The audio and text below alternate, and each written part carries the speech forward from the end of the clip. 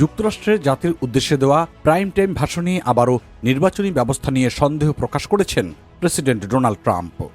কারণ 2020 ও 2018 সালের নির্বাচন সংক্রান্ত কিছু পূর্বে শ্রেণীবদ্ধ নথি প্রকাশের ঘোষণা দিয়েছেন তিনি।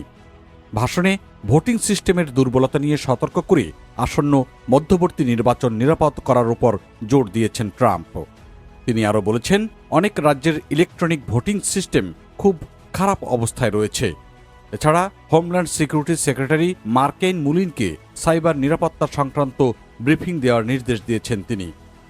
একই সঙ্গে ট্রাম্প প্রশাসন এসএভি বা সেভ আইন প্রকাশের আহ্বান জানিয়েছেন, যাতে ভোটার নিবন্ধনে নাগরিকত্বের প্রমাণপত্র বাধ্যতামূলক করা হয়।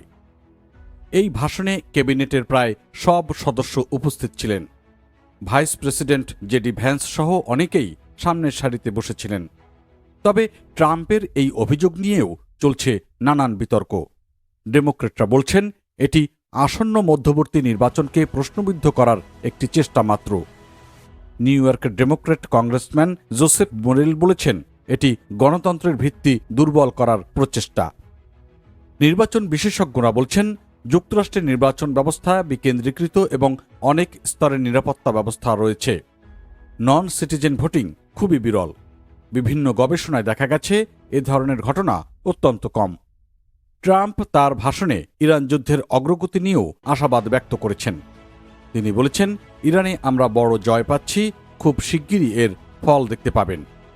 এদিকে নতুন একটি ওয়েবসাইট চালু করেছে হোয়াইট হাউস, যেখানে ট্রাম্প নির্বাচন সংক্রান্ত যেসব নথি প্রকাশ করেছেন তা রাখা হয়েছে।